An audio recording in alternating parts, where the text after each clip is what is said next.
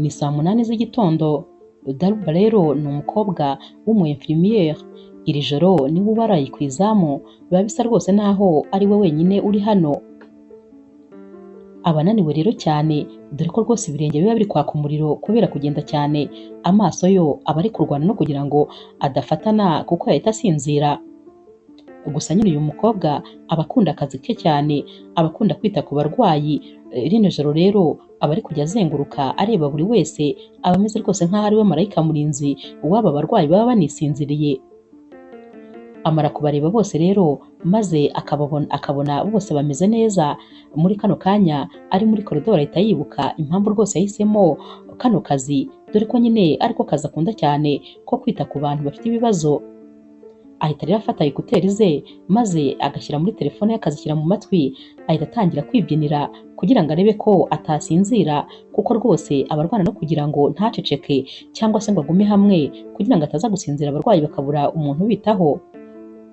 Nyamara akazi ke karamuryohana maze agatangira kugenda abyina koridoro yose, agenda abyina yizengurutsa. Imisatsi ye rero itaba ifunzemo shinyo, iba iri kugenda rwose iguruka ubona itwarwa n'umuyaga, naho we aba ahumirije ari kugenda amwenyura, aba yishimiye kano kanya ndetse rwose yishimiye n'aka karirimbo aba ari kumva.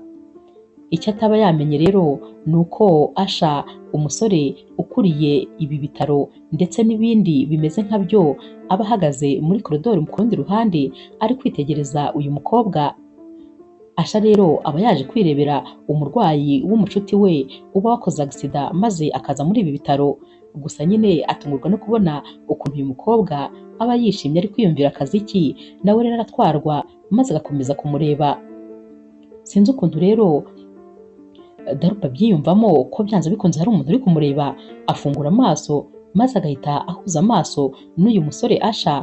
Ni ubwa mbere yari amubonye amaso ku maso. Ubundi nyine bafite amafoto ye manini cyane muri bino bitaro, haba ku rwinjiriro rw'ibitaro n'ahandi hantu hose ni amafoto y'uyu musore agiye ahamanitse. Ariko nyine yari ataramukubita amaso na rimwe. Gusa abakozi bose baramutinyaga, iyo babaga bari kumuvuga bamuvugaga nyine nk'umuntu utinyitse cyane. Daruba rero yahise amubwira ati mumbabarire rwose, ntabwo nari namenye ko muri aho ngaho. Naho rero Asha ati ahubwo ngewe umbabarire kuba rwose nakwitegereje nta burenganzira umpaye. Naho ubundi wowe nta mpamvu rwose n'imwe ufite yo kwiyegisikiza, kubera yuko ni gakeya umuntu yisanzura ndetse rwose akumva akwiriye gufata umwanya akishima.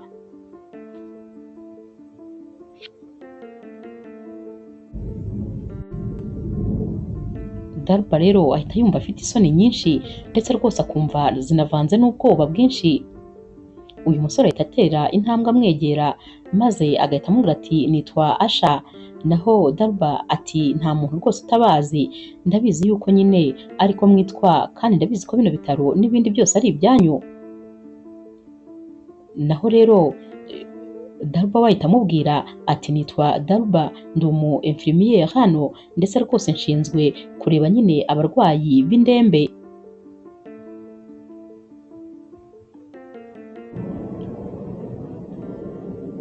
Asha rero ahita abwira Daruba ati gusa nyine ndakeka rwose iyo ndirimbo wari uri kumva uyikunda cyane, byagaragaraga ko yari yagutwaye.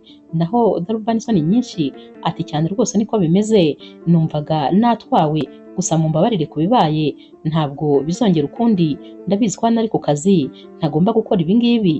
Naho rero Asha ati hoya rwose nta kibazo kandi ntuhangayike, nta kibazo kibirimo habe na gatoya.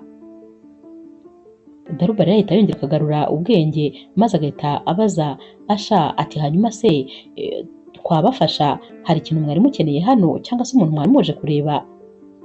Asha ahita amubwira ati yego rwose nari nje kureba umushuti wanjye witwa Philippe, yakoze agisida, nari nje rero kureba uko ameze. Daruba ahita amubwira ati ari mu cyumba cya 304, ameze neza rwose ubu nta kibazo, gusa nyine amaze isaha yose asinziriye. Uyu mukobwa yari umuhanga ku buryo yabaga azi buri kimwe cyose cyabereye muri bino bitaro, icyerekeranye n'umurwayi cyose amakuru yabaga yafite. Yahise abwira rero Asha ati nabaherekeza se maze mukajya kumureba, naho Asha ati hoya nta mpamvu zo kwigora, inzira ndayizi, ahubwo nyine nanze kumukangura.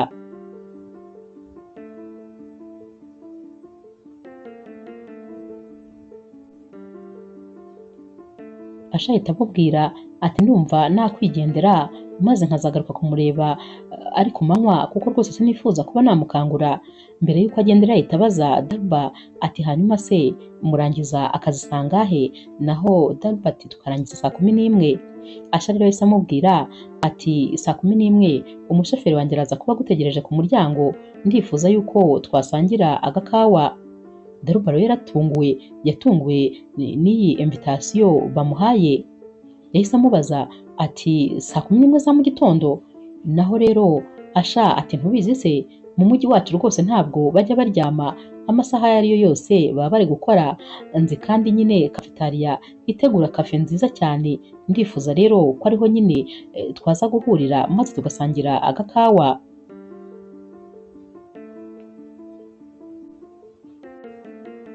Darba ahita amubwira ati ndumva hari bitaba ari byiza kubera yuko ndi umukozi wanyu.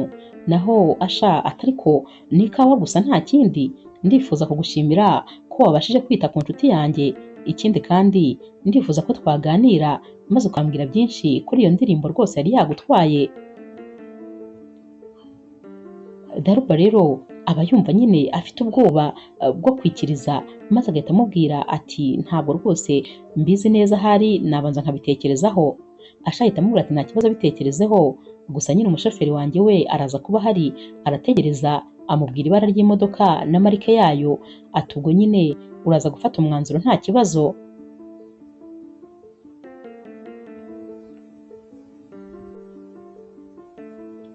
Amasaha rero yakurikiye akazi kose Darba yagakoze, noneho wagira ngo ntabwo ahari, yari ajagaraye rwose mu buryo bugaragara, dore ko ibitekerezo byose byari byibereye kuri iriya invitation ya Asha. Yibazaga impamvu Asha yaba yamutumiye ngo baze gusangira ikawa, akibaza niba ahari yenda ari umugabo wumva ari wenyine akaba yifuza umukobwa baba bari kumwe muri ayo masaha y'ijoro. Nanone yarongeraga akibaza ati ese ni umutego yanteze, arashaka se kunshakaho impamvu maze akanyirukana? Yumvaga mu by'ukuri atazi rwose icyo gutekereza. Mu kanya gato rero undi mumama mukuru bakorana wari umaze kuhagera, yaramurebye maze abona ntibisanzwe. Yabajije Darba ati umeze neza, nta kibazo na kimwe ufite? Darba ati hoya nta kibazo, umeze neza. Yari ari kwibaza ati ubuse nababwira yuko nahuye na Asha? Nababwira se ahubwo ko yantumiye ngo tuze gusangira ikawa? Oya rwose ibyo bintu sinabikora. Yahisemo rero kwicecekera, maze rwose ibanga ryumaho.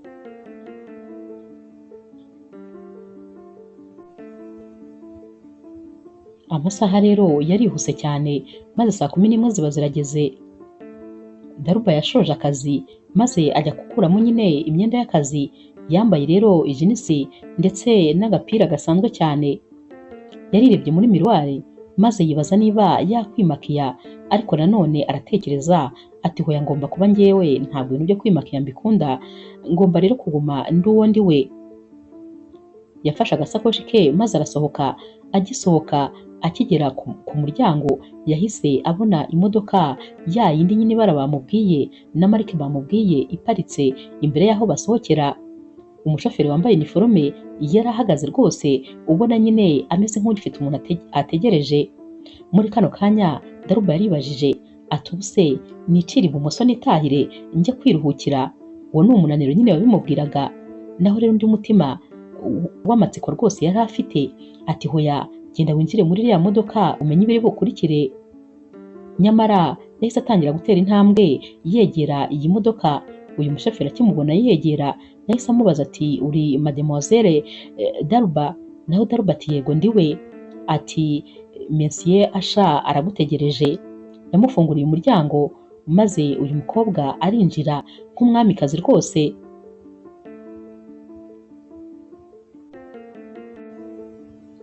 Darba rero inzira yose agenda ari kwibaza ibimutegereje. Umushoferi nawe atwara imodoka batagenda bavugana, maze akagenda agaparika imbere ya cafetaria. Ahita abwira rero Darba ati twahageze. Yamufunguriye umuryango maze Daruba arongera asohokamo yitegereza ino cafetaria, ariko abona rwose ni cafetaria nyine ituje, ntabwo ari za zindi zihenze cyane cyangwa zirenze. Yinjiyemo agenda nyine akebaguzwa areba iburyo n'ibumoso, nubwo amasaha yari yakuze gutya, ariko n'ubundi hari harimo abakiriya bakeya bari kwinywera agakawa banisomera ibitabo, hatuje cyane rwose ubona abantu bavuga buhoro. Asha rero we yari yagiye yicara ku meza nyine ahera rwose mu nguni. Akibona rero uyu mukobwa yahise ahaguruka maze aramwenyura. Yari yamaze no guhindura imyenda, ntabwo yari acyambaye ya kositimu yari yambaye ari kwa muganga, ahubwo yari yiyambariye jinsi n'umupira, ubona noneho ari umugabo nyine uciye bugufiya. Yahise rero abaza Daruba ati uraje, kandi nyine abivuga ari no kumwenyura. Daruba rero yahise amusubiza ati yego naje rwose. Naho rero Asha ati urakoze cyane kuba wemeye invitation yanjye, ntabwo ari kenshi umuntu yemera invitation y'umuntu adasanzwe azi. Naho Daruba ati ariko njyewe nsanzwe nkuzi kubera yuko amafoto yawe ari ahantu hose ku bitaro, ndetse izina ryawe riri kuri page nambara iyo ndi mu kazi. Uyu musore yahise amwenyura kuko ibyo byose ntabwo yabyibukaga. Yaramubwiye ati yego niko bimeze, ariko nyine ntabwo unzi mu buzima busanzwe. Daruba rero yahise amubwira ati ntabwo nkuzi birenze uko abandi bakuzi mu buzima busanzwe, ariko nanone uko nkuzi bimpa icyizere cy'uko utangirira nabi, ndetse rwose cy'uko utari umuntu mubi. Asha rero yahise amubwira ati aho rwose turabyemeranya 100%. Yahise amukururira intebe rero maze aramubwira ati mwakwicara.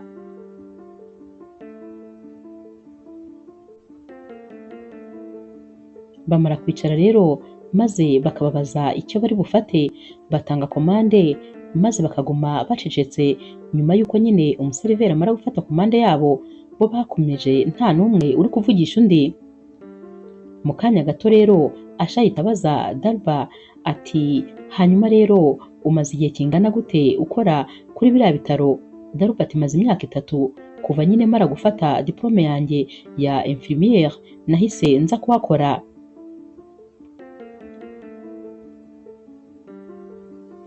Asha rero ati none se ubu ubona bimeze bite, kari akazi uragakunda cyane? Daruba ati ndagakunda kurenza uko waba ubitekereza, nubwo rimwe na rimwe kavunana, ndetse rwose ugahura n'abarwayi bafite amahane cyangwa bakubwira nabi, ariko nanone nishimira kuba rwose mfasha abantu mu gihe cyabo cy'umubabaro, ndetse rwose igihe bihebye nkaba mpari nkabafasha, ndetse nkanabafasha kugira ngo bagire icyizere cy'uko ejo bazaba bameze neza. Abari kubivuga ubona ko ari ibintu yishimira cyane.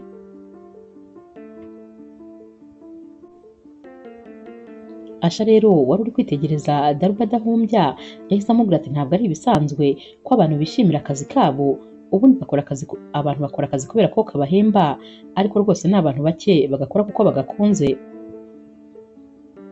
Daruba yahise amubaza ati hanyuma se wowe ntabwo wishimira akazi kawe?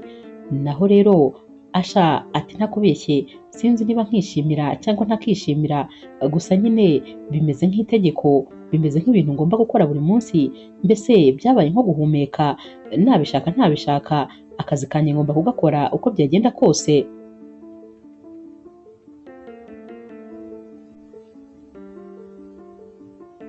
Uwo bari batumye rero ikawa abagarutse ayizanye. Asha asoma ku ikawa maze agahita abwira Daruba ati uzi ubundi mu busanzwe ntabwo njyanza rwose kwa muganga ariya masaha, gusa nyine byarahuriranye nari nje kureba uriya mushuti wanjye. Naho rero Daruba yahise amubwira izina rye, aramubwira ati ameze neza cyane, igikomere rwose ntabwo gikaze nk'uko twabitekerezaga akimara kuza. Asha ati na dogiteri niko yambwiye.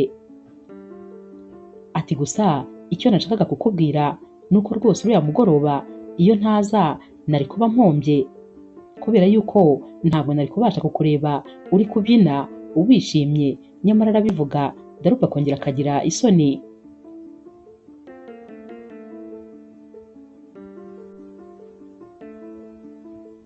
Daruba rero ahita akomeza amubwira ati ni ukuri nasabye imbabazi rwose, ndabizi ko ibintu nari ndi gukora atari ubunyamwuga, ntagombaga kubikorera ku kazi. Naho Asha ati ntabwo nongeye kubikubwira kuko rwose natekereje ko wakoze amakosa. Oya rwose nta kibazo, kwisanzura igihe cyose washoje akazi kawe, nta kosa na rimwe ririmo, ahubwo nyine nishimiye rwose kukubona uri kubyina, nabonaga binejeje, numvaga nakomeza nkakwirebera, nuko rwose wahise umenya ko mpari, naho ubundi numvaga naceceka maze ngakomeza nkirebera ukuntu wari uri kubyina wishimye. Daruba rero ahita amubaza ati none se mwebwe ntabwo muzi kubyina? Naho Asha ati oya rwose ntabwo nzi kubyina, ariko nyine hari utubyino dukeya nzi kubyina, ariko ntabwo birenze nk'uko wowe ubizi.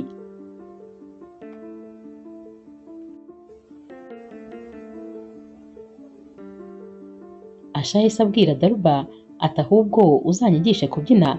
Naho Daruba ati rega nanjye ntabwo nigeze mbyiga, ni ibintu byizana gusa iyo numvise muzike, gusa nyine umwanya we rwose ntabwo nawubona, akazi kanjye karamfata cyane, urebye amasaha yose ubundi bisa nkaho nyamara mu kazi, amasaha make mbona aba ari ayo kuruhuka, ariko rwose akazi kacu karatangaje, reba nawe ukuntu dukora cyane, ariko mu by'ukuri amafaranga duhembwa rwose aba ari make cyane ku buryo n'ibyo umuntu akeneye byose bitavamo.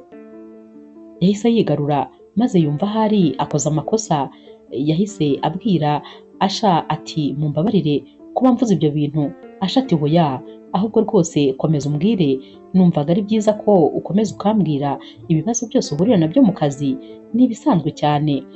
Naho Daruba wagira ngo rwose yari afite umutwaro yari yikoreye igihe yarabuze nk'umuntu awutura, yahise akomeza amubwira ati birababaza kubona umurwayi aza mu modoka nk'iyo uzamo ihenze cyane, yambaye isaha ihenze, yambaye imyenda ihenze, ku buryo imyenda ye yonyine umushahara wanjye w'ukwezi utabasha kuyigura, ariko nyamara twe tugahembwa amafaranga make cyane, simbone n'amafaranga yo gufasha mama wanjye wandeze ndetse akanyitangira akanyishyurira ishuri. Nyamara umuntu aba akora ijoro n'amanywa, agakora igihe cyose, ariko mu by'ukuri nyine umushahara uba ari mutoya. Ni uko gusa nyine nkanjye mbikora mbikunze cyane, niyo mpamvu ntajya rwose mbyinubira. Nanone kandi arongera akabitekerezaho neza akumva yarengereye, arongera akabwira Asha ati mumbabarire rwose narengereye, ahari sinakabaye mbabwiye ibi bintu byose, sinakabaye nangije uku guhura kwacu. Asha ahita amubwira ati hoya, ahubwo njye biranshimishije kuba wifunguye maze ukambwira buri kimwe cyose, ubundi rero mu busanzwe menyereye nyine ko bambwira ibyo nshaka kumva ndetse bagaseka ibyo mvuze niyo byaba bidasekeje. Ubwo rero ntabwo rwose narimenyereye umuntu umbwira ibintu uko abyumva ndetse akabimbwira uko abibona. Biranshimishije kuba ubashije kumbwira ibibazo muhurira nabyo mu kazi kanyu.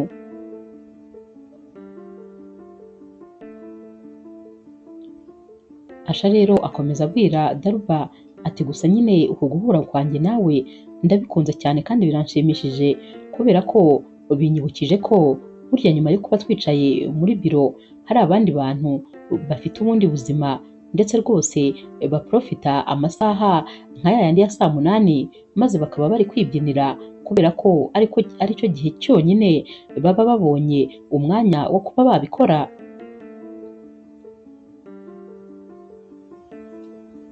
Daruba rero ahita amubwira ati ariko rwose sinifuza ko nyine wangirira impuhwe, akazi kanjye ngakora ngakunze, ntabwo rero nifuza ko wanyereka ko ungiriye impuhwe. Asha ati hoya rwose ntabwo nakugirira impuhwe, ahubwo nyine nkunze cyane ukuntu ufite courage ndetse ukuntu uri umukobwa ucisha bugufi, umwete uba ufite mu kazi no gukunda akazi, nibyo nakunze rwose, naho ubundi ntabwo nakugiriye impuhwe. Ahita areba ku isaha rero maze agahita abwira Daruba ati nagukerereje, ndabona bwakeye cyane kandi nyamara ukeneye kujya kuruhuka, urananiwe biragaragarira amaso. Daruba ati yego rwose ndananiwe ku buryo rwose mba numva n'ibirenge bitari gufata hasi neza, ndifuza kuruhuka byo rwose wabimenye. Asha rero yahise ahamagara umuseriveri maze abazanira fagitire, yahise nyine yishyura, ubundi barahaguruka baragenda. Bageze hanze rero hari hakonje cyane nyine, Asha rero yahise akuramo ikoti yari yambaye maze arishyira ku bitugu bya Daruba. Daruba yahise amubwira ati ariko nta mpamvu rwose yo kwigora, ariko nanone yari akunze iki gikorwa cyane dore ko yari atangiye kumva agashyuhe ndetse n'impumuro idasanzwe yari iri muri rino koti rya Asha. Yumvaga yagumishaho amazuru maze agakomeza akihumuriza. Asha rero yahise abwira Daruba ati ngiye guhamagara umushoferi wanjye maze aza kugeze mu rugo. Daruba ati oya ntugire ikibazo, aya masaha rwose ndayazi, ubu ngubu imodoka igiye kuza mu minota 10 gusa kandi ndabimenyereye, humura ntabwo ntahakure cyane ntuhangayike. Asha rero yakomeje kwensista ariko Daruba arabyanga. Asha yahise amusaba ko nibura yamuherekeza maze akamugeza ari butegere imodoka. Yarabyemeye rero maze aramuherekeza. Bagiye baganira, bageze rero ahategera imodoka yashatse gukuramo rya koti ngo arisubize Asha. Yahise amubwira ati hoya nta kibazo, ukomeza wifubike uzarinsubiza ubutaha nitwongera guhura. Naho rero Daruba yahise abitekerezaho byihuse ati uyu musore rero arashaka ko tuzongera kubonana. Yahise amubaza ati none se tuzongera guhura kandi? Asha ati yego rwose nubishaka tuzongera duhure, unzaniye ikoti ryanjye kandi uwo munsi nubishaka nyine uzananyigisha kubyina akabyino niyo kaba ari gatoya cyane. Imodoka rero yagombaga gutwara Daruba yahise iza maze asezera kuri Asha. Asha yaramushimiye cyane ati wakoze kumpa uyu mwanya, ni ukuri uyu mwanya wa mbere w'umumaro. Naho Daruba ati namwe mwakoze ku ikawa yari imeze neza no ku biganiro byinshi kandi biryoshye, mwakoze cyane rwose. Daruba rero yahise agenda ajya kwinjira mu modoka, nyamara Asha yahise akomeza ahagaze yitegereza uyu mukobwa. Daruba we yarabyumvaga neza ko amaso rwose ari kumureba ariko nanone akihangana maze akanga gukebuka.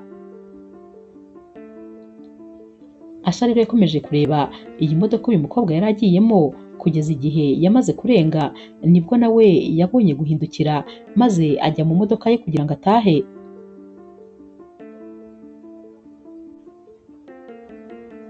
Daruba rero ageze mu modoka ibibazo yari ari kwibaza byari byinshi cyane. Yibazaga niba iri joro ryari inzozi, yibazaga niba ibintu barimo ari ibya nyabyo. Yari ari kwibaza ati ko nta kintu na kimwe duhuriyeho njye n'uriya musore. Uriya musore ni umukire cyane, naho njyewe ndi umu infirmier usanzwe nkorera ku bitaro bye. Sinibaza rwose ko hari ikintu na kimwe cyaduhuza, ahari ubanza ibi byose ari inzozi. Ariko nyamara Asha yari yamuhaye karite iriho nimero ze, maze Daruba arongera akora mu isakoshi ye, yasanze koko ya karite ayifite. Nibwo yahise amenya yuko bya bintu byose atari inzozi ari ibya nyabyo. Yakomeje kugenda yitegereza iyi karite, yibazaga niba azamuhamagara cyangwa se atazamuhamagara. Yarinze rero agera mu rugo ari ibingibi akiri kwibazaho. Yakuyemo imyenda maze agerageza kugira ngo aryameho gataruhuke, ariko ibitotsi ntabyo yigeze abona. Yakomeje kwitekerereza ku kiganiro bagiranye muri cafetaria ndetse agakomeza kwitegereza ya karite yari yamuhaye, dore ko yari yamubwiye ko iyi karite nimero ziriho ari nimero ze zitari iz'akazi, zitari iz'undi muntu uwo ari we wese, ahubwo ari nimero ze ziri prive. Daruba rero amasaha yo kujya ku kazi yarinze agera rwose, dore ko nyine yagombaga kujya ku kazi ku mugoroba saa 12. Nyamara ntabwo yari yigeze asinzira habe na gatoya.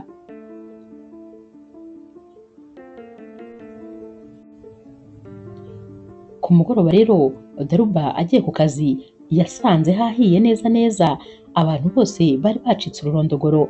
Yahise rero ayoberwa ibintu byabaye hano. Yatangiye gutekereza ati none se babimenye, banketse se? Nyamara umwe nyine mu ba infirmier bagenzi be yahise amwegera maze ahita amubwira ati wamenye ibyabaye? Nawe ati hoya, gusa nyine yari afite ubwoba bwinshi. Uyu mu infirmier yahise abwira Daruba ati wakwemera yuko batwongereyeho 15% ku mafaranga yose twahembwaga? Buri muntu wese bayamwongereyeho. Noneho ikintu gitangaje, iri ni itegeko ryavuye muri biro ya Asha. nta bandi bantu na bamwe bigeze babigiramo uruhare, baba abafatanyabikorwa, nta muntu n'umwe wabigizeho ijambo. Iri tegeko ryavuye kwa Asha ndetse yanavuze ko nyine bigomba guhita bitangira mu kwezi gukurikira, tugomba kuzahembwa hiyongereyeho ayo 15%. Ibi bintu rwose ni ubwa mbere bibaye, abantu bose bari bumiwe, dore ko hari hashize igihe kinini bari kunegosiya ngo nibura babongerereho 3%, ariko nabyo byarananiranye. Nyamara kuri iyi nshuro bari bongereweho 15%, kandi ntabwo ari iyi hopitale yonyine, ahubwo amahopitale yose ya Asha yose byari byabaye gutya. Daruba akimara kumva ibi bintu byose rero yahise atekereza cya kiganiro bagiranye mu gitondo. Yabajije uyu mu infirmiere ati none se ibi byose byabaye ryari? Naho rero uyu mukobwa yahise asubiza Daruba ati itegeko ryasohotse rwose mu gitondo nko mu masaa 4. Daruba yahise amenya neza yuko ari nyuma y'igihe yamaze kuvugana na Asha. Yasigaye yibaza ati none se Asha yakoze ibi bintu byose kubera ikiganiro twagiranye, kubera ko namubwiye ko amafaranga duhembwa ataduhagije? Mu by'ukuri Daruba rwose yahise amenya neza yuko Asha ibi bintu byose yabikoze kubera ikiganiro cya Daruba, ariko yaricecekeye aryumaho. Nta muntu n'umwe yifuzaga kubwira ko yanahuye n'uyu musore ndetse ko banasangiye.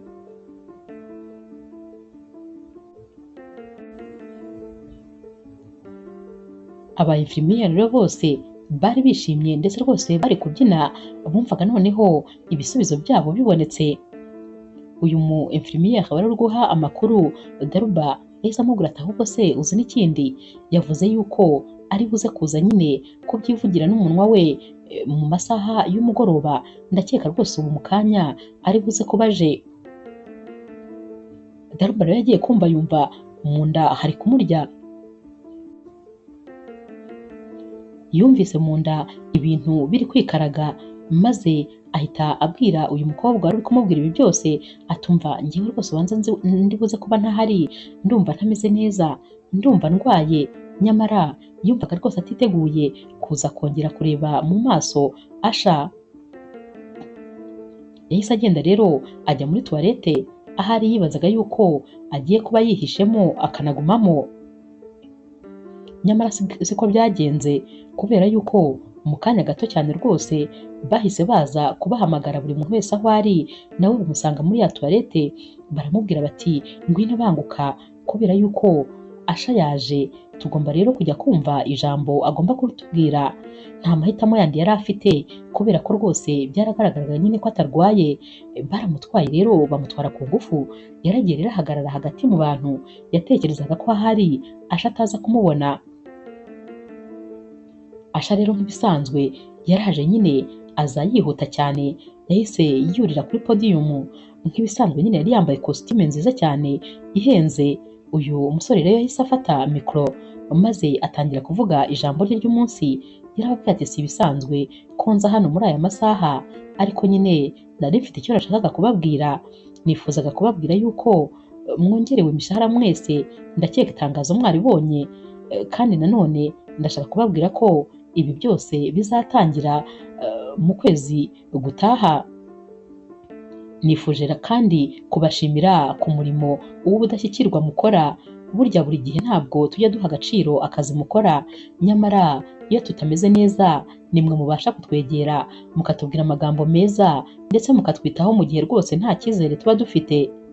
Ibyo byose rero ntabwo twajyaga tubiha agaciro, ariko nyine uyu munsi rwose ndifuza kubabwira yuko imirimo yanyu yahawe agaciro kandi mugomba gukora akazi mwishimye.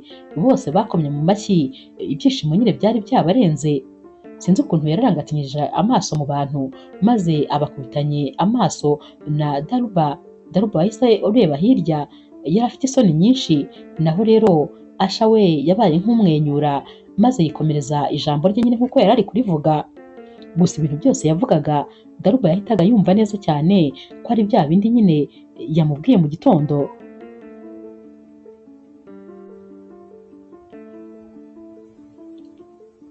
Inama rero yararangiye, maze rwose Asha ntabwo yashakaga guhita avugisha uyu mukobwa abantu bose bareba. Yafashe rero telefone amwoherereza message, maze aramubwira ati ndifuza ko rwose twaza kubonana akazi kawe karangiye. Naho rero Daruba ahita amubwira ati turabonana se kubera iyihe mpamvu? Naho Asha ati ndifuza ko nyine wanzanira ikoti ryanjye. Daruba rero yahise amwandikira message n'ubundi nizo bari bari kuvuganiraho ati nta kibazo rwose, yamubwiye isaha akazi kari burangirire, maze Asha ahita amubwira ati urasanga umushoferi wanjye agutegereje, arakuzana neza neza kuri cafetaria n'ubundi aho nifuza yuko turi buze guhurira. Daruba rero yakoze akazi n'ubundi ari gutekereza kuri uyu musore, yari ari kwibaza ati ariko se ko mba numva rwose wagira ngo njye n'uriya musore dufitanye umubano wihariye, barumva wagira ngo twamenyanye kera, nyamara nibagiwe yuko nari muzi ku mafoto gusa no ku izina. Nyamara hari ikintu mba ndi kwibagirwa, ni uko rwose uriya musore nta kintu na kimwe kiduhuza, nta naho duhuriye. Abagerageza nyine kwikaruma kugira ngo ye gukomeza kumutekerezaho, ariko ntabwo abishobora kuko buri segonda aba ari gutekereza ku magambo amubwira, ukuntu amureba, ukuntu amusekera, ndetse n'ukuntu iyo bari bonyine ataba ari wa musore uvuga utanga amategeko, ahubwo aba ari umusore uganira atuje.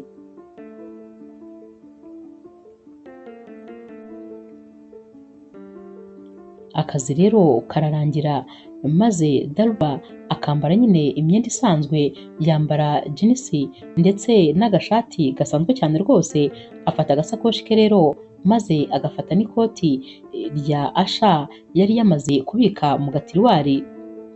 Yararizinze rero maze aritwara ku kaboko. Agisohoka yahise asanga imodoka imutegereje nka kwa kundi, yarongera amufata maze iramujyana. Yaparitse neza neza imbere ya cafetaria n'ubundi bagiyemo bwa mbere. Byari bimeze neza nk'uko byari bimeze bwa mbere, n'ubundi hari harimo abakiriya bake rwose bari kwiganirira buhoro buhoro. Daruba rero yarinjiye maze ahita asanga Asha yicaye neza hahandi yari yicaye. Asha akimubona yahise ahaguruka aramwenyura maze aramwereka n'ikiganza, amwereka nk'aho amwereka aho ari. Daruba rero yakomeje agenda amusanga maze ahita amubwira ati nari nkuzaniye ikoti ryawe. Asha yararifashe maze ahita arirambika ku ntebe, ubona rwose nta n'icyo rimubwiye. Icyari kimuraje inshinga ntabwo ari iri koti, ahubwo kwari ukongera kwibonera uyu mukobwa Daruba. Kumubwira ngo arimuzanire byari impamvu rwose yo kugira ngo atanga ko bahura, dore ko nyine yumvaga ashaka kongera kumureba bitonze. Asha rero yarongeye amukurura intebe maze aramubwira ati mwakwicara. Yamaze kwicara Asha ahita amubwira ati nari nabatangiye rero komande, nizere ko rwose bitababangamiye. Nyamara yari yatanze komande ya kafe n'ubundi Daruba yitangiyemo komande umunsi bahura nyine bwa mbere. Daruba rero yahise amubwira ati hoya rwose nta kibazo, ahubwo mwakoze cyane, n'ubundi iyi kafe niyo nkunda. Baricaye n'ubundi bararebana maze habura utangiza ikiganiro.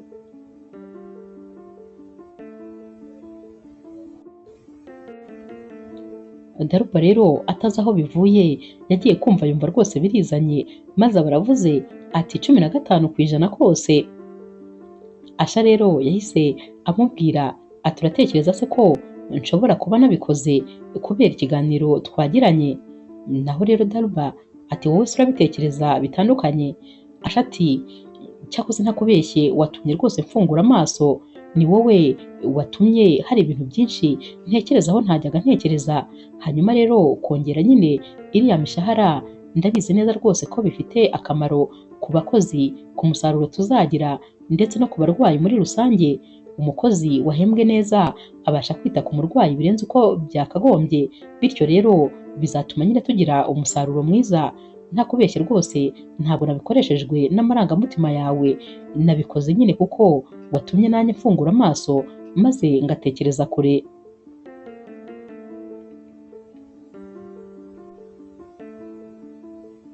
Daruba rero atungurwa n'iki gisubizo Asha abamuhaye, ku buryo rwose atabona icyo yongeraho. Asha rero ahita akomeza amubwira ati gusa nyine ikintu rwose nagira ngo nkubwire ni uko ntaguhamagaye hano kuko nari nkeneye ikoti ryanjye, ahubwo numvaga nkeneye kongera kukwirebera. Sinzi ikintu kiri iwawe kinkururira gushaka kukubona kenshi gashoboka. Daruba ati ahubwo nanjye icyo kibazo ndagifite, ndibaza ikintu nyine mwaba munshakaho, kubera yuko njye nawe ntaho duhuriye, hagati yanjye nawe harimo umubumbe wose. Asha agahita amubwira ati ndakeka ko ariyo mpamvu ahubwo inkururira nyine kuba nakubona kenshi, ubundi mu busanzwe abantu bose bandi iruhande dutekereza kimwe, tunganya ubushobozi, tubayeho kimwe, tuvuga kimwe ndetse dutekereza n'ibintu bimwe. Hanyuma rero nkeneye guhindura ibitekerezo, nkeneye undi muntu utekereza ibitandukanye n'ibyanjye, ubaho ubuzima butandukanye n'ubwanjye, mbese nkeneye kwiga, nkeneye gufata amasomo.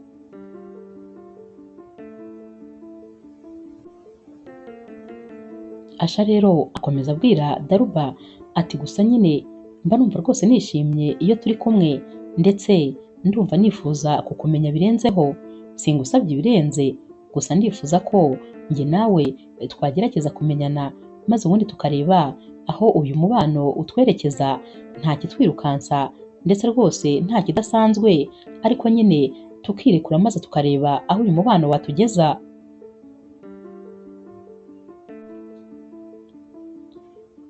Daruba rero ahita amubwira ati ariko rwose njyewe ndumva nyine nta cyizere mbifitiye, kubera yuko ndumva bisa rwose n'umugani wa Sandiriyo aho aba ari gushaka igikomangoma, nyamara ibyo byose turi kuvuga biba muri filime. None se uratekereza ko hari aho byazatugeza? None se turamutse dusanze nta kintu na kimwe kiduhuza uretse nyine kuba twarahuye ijoro rimwe, uramutse usanze nta kintu na kimwe duhuriyeho?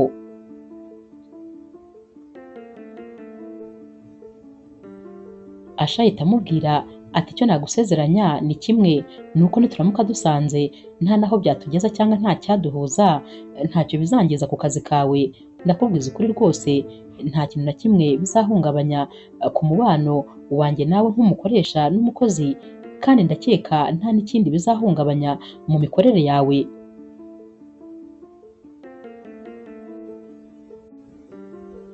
Daruba rero yabitekerejeho akanya gato, maze ahita abwira Asha ati nta kibazo, reka turebe aho bitujyana, ariko nanone mfite kondisiyo. Asha rero wari ushimishijwe n'igisubizo yari ahawe ko nibura uyu mukobwa yari abyemeye, yahise amubaza ati kondisiyo ni izihe? Iya mbere rero Daruba yaramubwiye ati sinifuza ko hari umuntu wo kwa muganga uzabimenya, kubera ko sinifuza ko nyine ari njye noneho nzaba ikiganiro cya buri umwe wese. Asha ati yego rwose ndabyumva. Daruba ati iya kabiri sinifuza kuzajya mu ifoto n'imwe mu kinyamakuru, ndifuza ko ubuzima bwanjye bwaguma buri prive. Asha ati nzakora ibishoboka byose, nubwo nyine nta kontorora abapaparazi, ariko nyine nzakora uko bishoboka kose. Daruba ati iya gatatu rero ndifuza ko nyine uzajya umfata nk'umuntu muziranye, apana nk'umuntu ufitiye impuhwe cyangwa nk'umuntu ukeneye gufasha. Asha rero yahise afata ikiganza cye maze afata ibiganza bya Daruba, yahise amubwira ati hoya rwose si uko ngufata, kandi nzanigera ngufata nk'umuntu mfasha cyangwa nk'umuntu mfitiye impuhwe.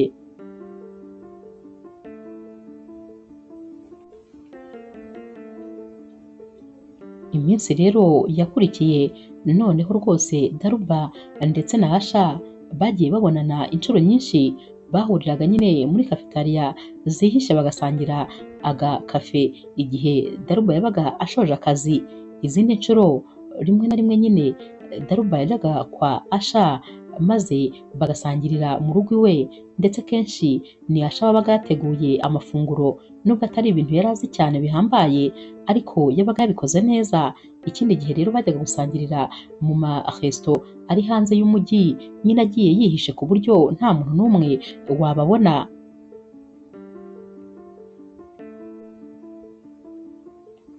Gusa nyine nubwo bari bamaranye amezi menshi baziranye, ntabwo Asha yari yarigeze agerageza kuba yasoma Daruba, nta nubwo rwose yari yarigeze amubwira yuko amukunda. Yari ategereje nyine ko rwose Daruba nawe abanza akajya ku murongo, nyamara kubera ukuntu hari hashize amezi menshi, Daruba yari ari kubyibazaho, yibazaga ati none se uyu musore yabonye bitazavamo, ko mbona rwose wagira ngo ni inshuti yanjye isanzwe, ko nta kintu kidasanzwe ambwira nyamara Daruba we yari yaramaze gukunda uyu musore. Hanyuma rero yibazaga niba yarahubutse cyangwa se yarakoze icyo yagombaga gukora. Yibazaga impamvu uyu musore adatera intambwe ngo amubwire ko amukunda cyangwa se abe yakora igikorwa kimwereka ko yaba amukunda.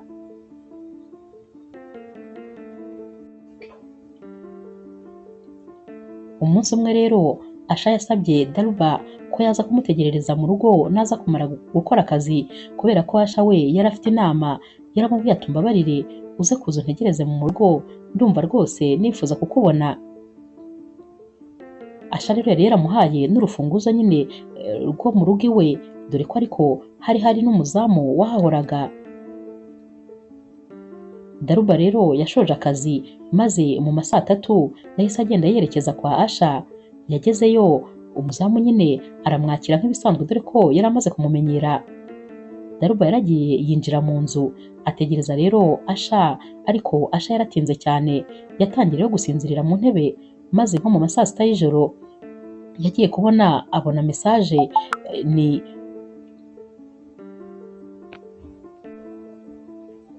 Asha wari umwandikiye.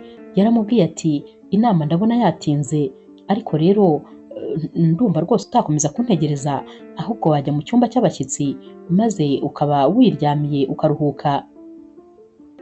Daruba rero yahise abyibazaho, aribaza ati ubuse ndarara hano, ndajya mu cyumba cy'abashyitsi koko ndyame cyangwa nitahire? Ariko nanone yumvaga rwose agomba gukomeza kumutegereza, atagomba nyine gutaha gutyo gusa. Yahise agenda rero yinjira mu cyumba cy'abashyitsi, maze asanga hariyo umupira uri ku buriri. Uyu mupira rero wari uwa Asha. Yahise ajya muri dushe arakaraba, maze yambara wa mupira kugira ngo aryame. Uyu mupira rero wamugeraga rwose hejuru y'amavi, dore ko uyu musore yari muremure kandi ari n'umusore cyane. Uyu mupira rero nawo wari urimo guhumura neza neza nk'uko Asha asanzwe ahumura, dore ko yakundaga kwitera umubavu umwe gusa, ariko uhumura neza cyane. Daruba rero yarabanje yihumuriza uyu mupira, akomeza ari kujya awushyira ku mazuru anawambaye.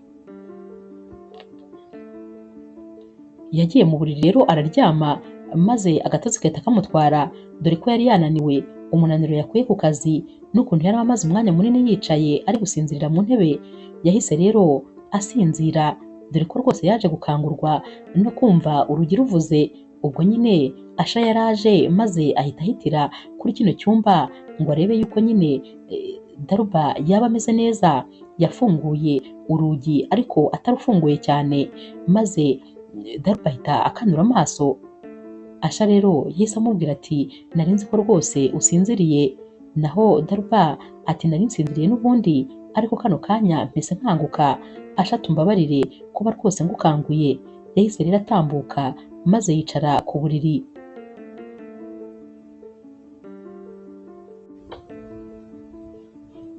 Asha rero yakomeje abwira Daruba ati nifuzaga kumenya niba rwose umeze neza nta kibazo wagize. Daruba ati urakoze cyane, nanjye rwose nifuzaga kumenya uko byakugendekeye. Yahise amubaza ati none se inama yagenze neza? Ni ubwa mbere rwose Asha umuntu yaramubajije ati inama yawe yagenze neza cyangwa se ikindi gikorwa cyose yari ari gukora. Yumvise rero bimukoze ku mutima, yahise asubiza Daruba ati yego rwose byagenze neza, nta kibazo, nuko gusa nyine inama yatinze. Numvaga narambiwe kubera ukuntu numvaga nshaka kukwirebera. Yahise rero asaba Daruba ko yabyuka gatoya kuko yifuzaga kumuganiriza. Daruba nawe yaricaye amashuka nyine akomeza ameze nk'uyifubitse. Asha rero yaramubwiye ati Daruba, uyu mugoroba nubwo rwose amasaha yakuze ariko ndifuza kukuganiriza. Daruba rero nawe yamuteze amatwi, dore ko yari umukobwa ucisha make cyane, kandi rwose iyo umuntu ashakaga kugira icyo amubwira yamutegaga amatwi maze akamwumva. Asha rero yahise atangira amubwira ati sinzi niba aricyo gihe cyo kubikubwira, ariko ni ukuri umutima wanjye urakwifuza, ndetse rwose amarangamutima yanjye yose ari kuri wowe. Mu magambo make ndagukunda, kandi rwose ndagukunda cyane. Nta jambo rero Daruba aramusubiza. Asha yahise yegera Daruba buhoro buhoro rwose, maze bombi bisanga bari gusomana. Daruba rero nawe yaratwawe maze arirekura afata ibiganza bye abishyira ku ijosi rya Asha, naho rero Asha nawe afata mu misatsi y'uyu mukobwa. Mu kanya gato bararekuranye maze Asha ahita abwira Daruba ati umbabarire, ahari rwose sinakabaye ibi bintu mbikoze. Naho rero Daruba ati hoya rwose nta mpamvu zo kunsaba imbabazi kuko nanjye nabishakaga ndetse nanjye nabyifuzaga. Ikirenze kuri ibyo nanjye ndagukunda rwose. Barongeye rero barafatana maze noneho basomana neza bitonze. Iri joro rero rwose niryo ryari ribaye noneho intangiriro y'urukundo rwabo rweruye, aho buri umwe wese yari amaze guhishurira undi ko amukunda kandi cyane.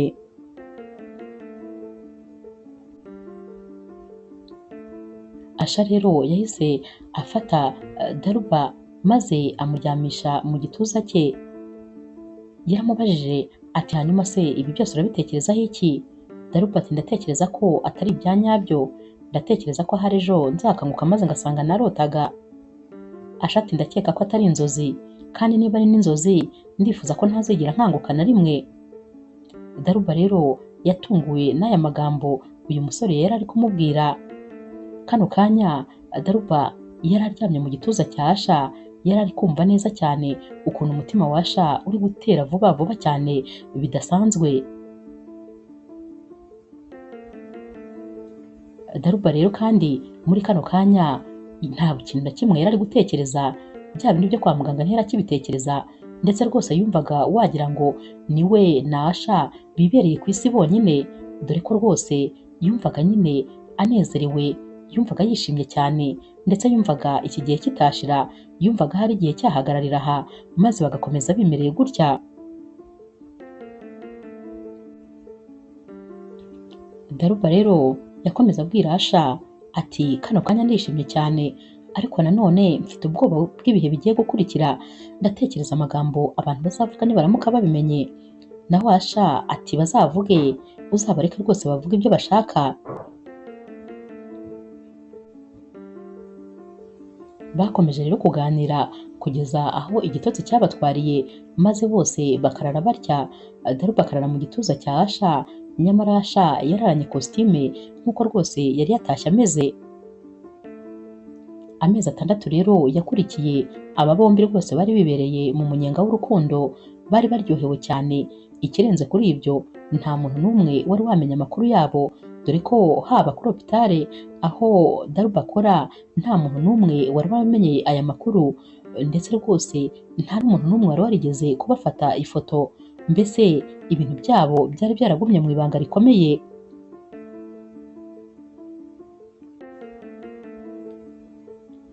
Nyuma rero y'ayo mezi 6 Asha yasabye Daruba ko noneho yamufasha nyine mu buryo bwerekeranye n'amafaranga, maze byaba ni ngombwa akazi akakareka. Daruba rero aramubwira ati ibyo ntibishoboka, nzakomeza nkora akazi kanjye kuko ndagakunda cyane, nkunda kuba ndi kumwe n'abarwayi. Ikirenze kuri icyo kandi nta kintu bigomba guhindura ku buzima bwanjye, ngomba no kuzajya nkomeza ngatega nyine bisi nk'uko nayitegaga. Ntabwo ubuzima bwanjye bugomba guhinduka kubera yuko uri umukunzi wanjye. Asha rero yatangajwe n'ukuntu uyu mukobwa yari azi gufata imyanzuro, kandi rwose ubuzima yarabayemo yarabunezerewe cyane.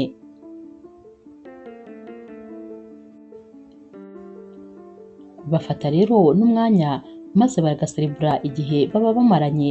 Bari guserebura rero iki gihe bamaranye, Asha yakoze mu mufuka maze akuramo nyine akabuwate. Yabwiye rero Daruba ati hari ikintu nifuzaga nyine kuguha. Daruba akibona aka kabuwate yarikanze cyane kuko yatekereje ko hashobora kuba harimo impeta. Yahise amubwira ati none se naho rero Asha yahise amuca mu ijambo ati hoya rwose ntabwo ari byo gutekereza, ntabwo ari impeta irimo, uretse ko nabyo nkeka ko byegereje. Daruba rero yaramwenyuye maze yakira ka kabuwate, yaragafunguye maze asangamo urufunguzo. Asha rero yahise amubwira ati yego rwose ufite imfunguzo z'inzu yanjye, ariko noneho ndashaka ko rwose biba ku mugaragaro maze nkagukingurira amarembo y'iwanjye. Ndifuza yuko wakwimuka maze ukaza ukaba mu nzu yanjye, dore ko rwose inzu yanjye ari nini cyane, ndifuza ko rero waza ukaba hafi yanjye, ndifuza kuzajya nkubona ngiye kuryama ndetse nanabyutse, ntabwo nifuza yuko wakomeza kuba kure yanjye. Daruba rero yatunguwe n'iki cyemezo maze ahita abaza uyu musore ati none se wabitekerejeho neza? Urumva rwose wamaze gufata umwanzuro? Asha ati kuva nabaho ni ubwa mbere mfashe umwanzuro nawutekerejeho neza ndetse igihe kinini cyane, ndabyifuza rwose ibyo bintu ngusabye. Daruba rero ntabwo yigeze abimuhakanira kuko rwose bari bamaze kumenyana bihagije, yamwemereye ko azimukira iwe ariko akajya aba mu cyumba cy'abashyitsi. Asha yamubwiye ko nta kibazo, icyangombwa ari uko azajya ataha azi ko rwose ari busange umukunzi we ari mu rugo. Kano kanya rero Asha aba wishimye cyane, afata ibiganza bibiri bya Daruba maze akamubwira ati Daruba, ndagukunda cyane, ndagukunda kubera ukuntu wicisha bugufi, ndagukunda kubera ukuntu uri umukobwa mwiza, ndagukunda kandi kubera ukuntu uri umukobwa w'umunyabwenge, nkunda noneho umuhate ugira, nkunda ukuntu wita ku barwayi, nkunda ukuntu ujya unsekera, ndetse rwose nkunda ukuntu ugerageza kunshimisha iyo narakaye, nkunda ukuntu iyo mfite ibibazo byinshi ugerageza kunturisha, mbese nkunda buri kimwe cyose kikwerekeye. Daruba rero yahise abwira Asha ati nanjye ndagukunda cyane, niba rwose hari ibihe byiza njya ngira ni ibihe byo kuba ndi iruhande rwawe, ndetse ni ibihe byo kuba ndi kuganira nawe.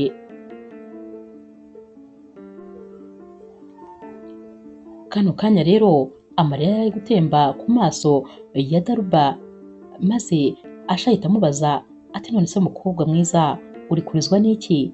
Naho Daruba ati ntakubeshye aya marira ni ay'ibyishimo, ntabwo nigeze ntekereza ko nabona umuntu nkunda bingana nk'uko nkunda, nibaza rero ikintu naba narahaye Imana kugira ngo impuze n'umusore nkawe. Naho Asha ati hoya rwose ibyo ninjye nakabaye mbivuga, mba nibaza ukuntu ndi umusore w'umunyamahirwe kuba narahuye n'umukobwa nkawe. Bombi rero barahoberanye maze bananirwa kurekurana.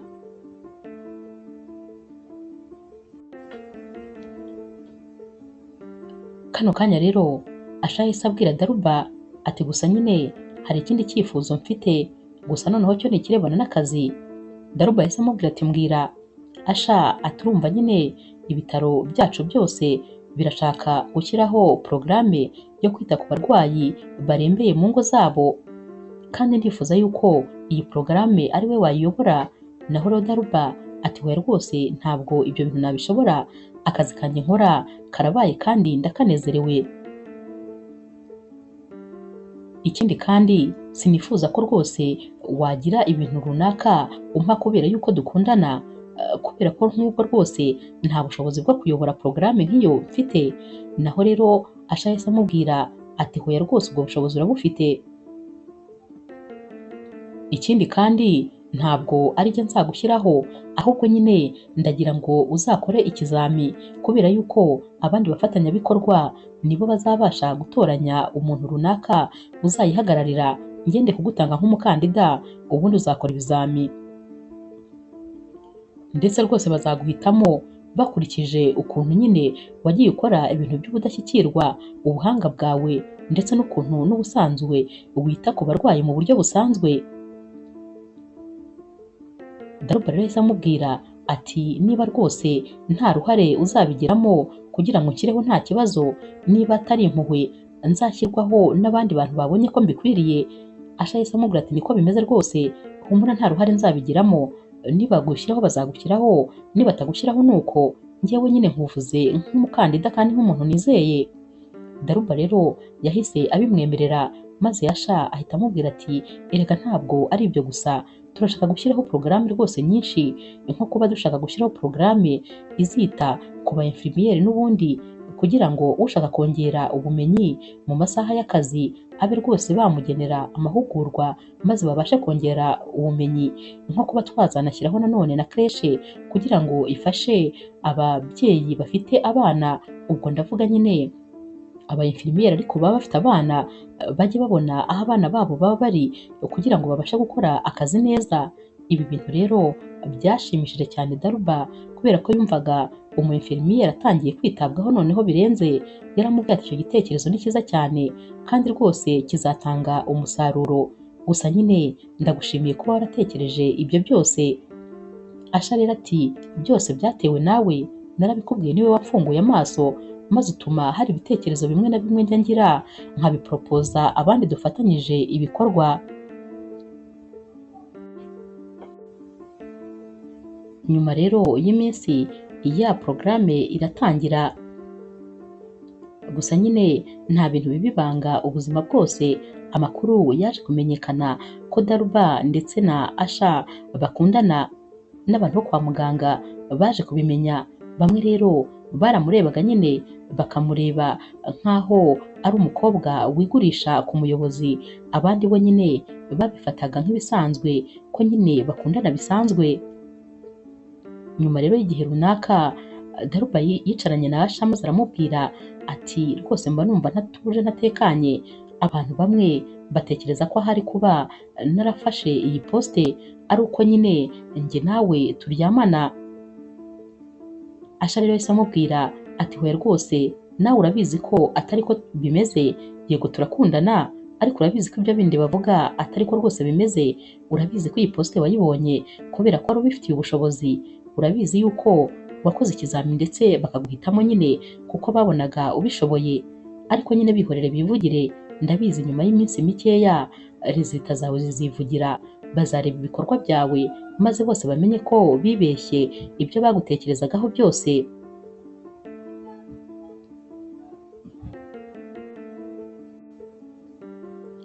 Nyuma y'iminsi rero Daruba yasabye Asha ko yakwitoranyiriza aba-infirmiere babaye indashyikirwa.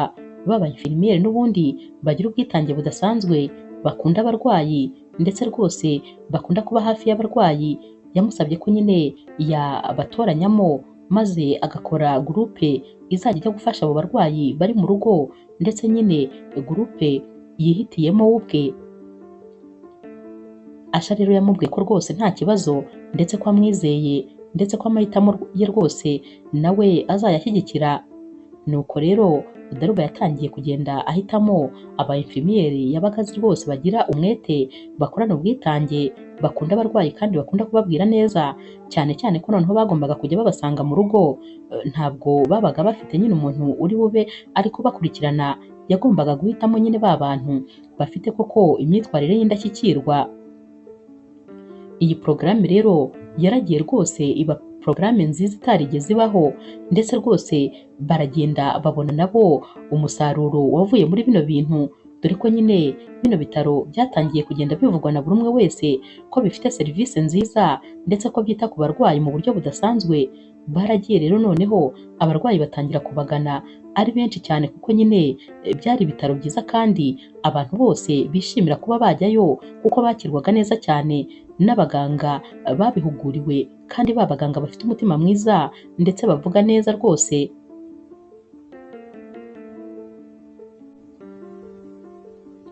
Nyuma rero y'umwaka ndetse n'amezi Daruba ndetse na Asha bamenyanye, Asha yabonye uyu mukobwa amaze kunanirwa cyane dore ko nyine akazi rwose kari karabaye kenshi. Yamusabye ko rero batembera maze bakajya kuruhuka. Yamuvanye mu mujyi umwe amujyana mu wundi. Yamujyanye rero muri hoteli ituje cyane kandi ihenze cyane. Uyu munsi rero ku mugoroba barasohotse maze batangira gutembera mu muhanda bafatanye urutoki ku rundi. Daruba rero yari yishimye cyane maze akajya abwira Asha ati uyu mujyi ndawishimiye, hano hantu haratuje kandi hameze neza. Asha nawe ati natekereje ko rwose umunaniro ukumereye nabi, nifuzaga rero kukujyana kure y'akazi kugira ngo ube waruhuka kuko ndabizi neza yuko mu rugo ntabwo waruhuka, uba utekereza akazi, uba utekereza abarwayi ugomba kwitaho. Yego rwose ni byiza ariko nanone ugomba kuruhuka kugira ngo nawe ubiteho ufite ubuzima. Batangiye rero kugenda bitegereza ukuntu uyu mujyi wari ukeye. Ibyishimo rwose byari byamurenze Daruba. yakomeje kugenda abwira Asha ukuntu uyu mujyi ari mwiza cyane ndetse ukeye cyane.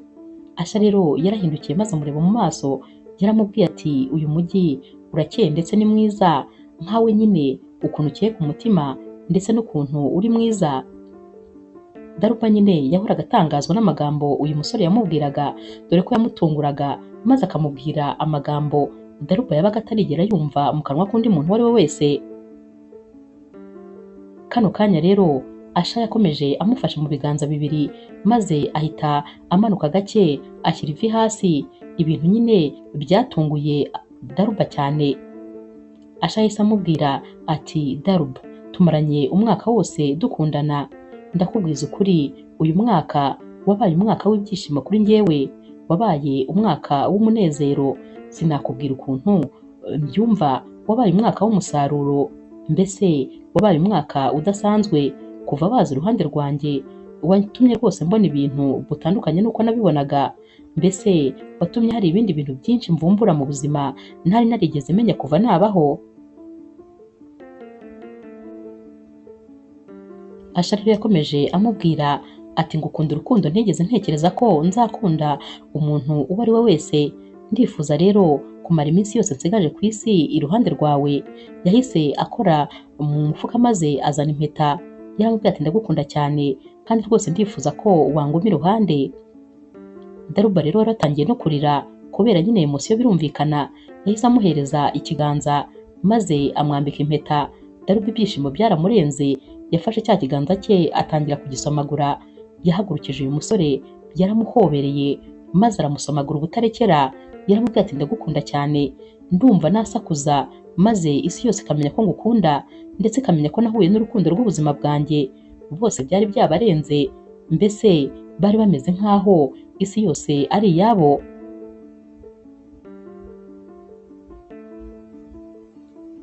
Kano kanya rero Asha yabwiye Daruba ati ahubwo si ibyo gusa, ndifuza ko njye nawe twakora ubukwe kandi byihuse, sinibaza ikintu dutegereje, nta n'impamvu yo gukomeza guha abantu uruvugiro ngo bakomeze bavuge ibyo bishakiye. Ndifuza ko nyine twakora ubukwe ku mugaragaro maze tukabana nk'umugore n'umugabo, dore ko baba badutekerereza ibintu rwose tutigeze dukora. Uyu munsi rero wari umunsi w'agatangaza kuri Daruba. We yumvaga ibintu byose byiza biri kuzira umunsi umwe. Yabajije Asha atari kurabizi neza yuko naba ntari kurota. Yabimubajije nyine avuga buhoro cyane amwongorera. Naho rero Asha ati niyo waba uri kurota twaba turi kumwe mu nzozi kandi ntabwo twaba tuzigera dukanguka. Daruba rero yarishimye cyane maze abwira Asha ati ntabwo wabyumva ukuntu nishwe n'amatsiko yo kuzibona umunsi uzaba ndi madame wawe. Ndifuza kubona uwo munsi w'ubukwe bwanjye nawe, ndakeka ko ari wo munsi w'igitangaza nzaba mbonye mu buzima. Gusa nyine ntabwo wakumva ibyishimo mfite, gusa ndakomeza kwisabira Imana izamfashe ibi byose ntibizabe ari inzozi. Naho Asha ati humura rwose ntabwo turi kurota, uramfite kandi nanjye ndagufite, nanjye ndifuza yuko bitaba inzozi rwose maze njye nawe tukabana akaramata.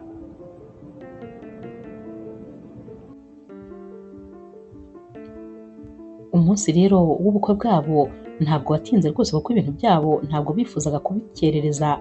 Gusa nyine ku munsi w'ubukwe bwabo byari ibyishimo, haba ku ruhande rwa Daruba yari yishimye mu buryo butabaho, naho rero Asha we byari ibindi bindi.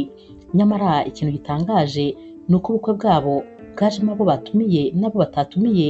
Buri murwayi wese wanyuze imbere ya Daruba wabonye ko nyine bagiye gukora ubukwe mu binyamakuru wese yari ahari, ndetse bamuhaye impano nyinshi cyane ku buryo byageze aho bikamurenga. Bamwe babaga bamwandikiye amabaruwa amushimira ukuntu yitanze, abandi babaga bamuhaye impano runaka. Byari ibintu by'igitangaza, byari ibintu birenze. Ubu bukwe rwose bwari ubukwe butigeze bubaho. Abantu bose batarakora ubukwe barotaga kuzakora ubukwe nk'ubwo babonye, kuko bakekaga ko ahari buno bukwe ari ubukwe nyine bw'umwihariko butigeze bubaho, ari ubwa mbere babubonye. Nyuma rero y'ubukwe bwabo bagiye mu kwezi kwa buki nk'ibisanzwe, maze bagaruka nyine mu rugo nk'uko nyine bisanzwe. Nyuma y'igihe gitoya basubiye mu kazi, buri wese asubira mu nshingano ze. Gusa nyuma y'amezi 3 gusa bakoze ubukwe, Daruba yatangiye kumva atangiye guhinduka. Yatangiye no kujya abyukana amaseseme, maze atekereza ko ahari ashobora kuba hari nka virusi yanduriye kwa muganga. Nyamara ibi byarakomeje, maze bimaze iminsi atangira gukeka ko ahari ashobora kuba hari ikindi kintu kiri gutera aya maseseme. Nta kuzuyaza rero, dore ko yari n'umu infirmiere, yahise afata agateste ka grossesse maze aripima. Kaje rero kari pozitifu. Ibintu byamushimishije cyane, maze yiyemeza nyine kubibwira umukunzi we. Gusa yatunguwe n'amarangamutima Asha yamweretse akimara kumubwira ibi bintu. Asha akimara kumenya ko umugore we atwite, kwihangana byaranze, maze ararira arasakuza. Yabwiye Daruba ati ntakubeshye, sinatekerezaga ko n'iki gihe kizangeraho. Warakoze rwose kuza mu buzima bwanjye, maze ukampa ibihe by'ibyishimo, gusa noneho iki cyo kirandenze. Ubu njye nawe turi kwitegura umubebe, ubu tuzabona umubebe. Yahise atangira kumubwira ati ndifuza ko rwose twatangira kumushakira amazina. Nyamara ibyo byose yabivugaga amarira yamurenze. Daruba yaramuhobereye aramukomeza, maze aramubwira ati ni ukuri, ntabwo rwose nari nzi ko ari ukuri uri bubyakire, ntabwo nari nzi ko kandi ushaka umubebe bingana bitya.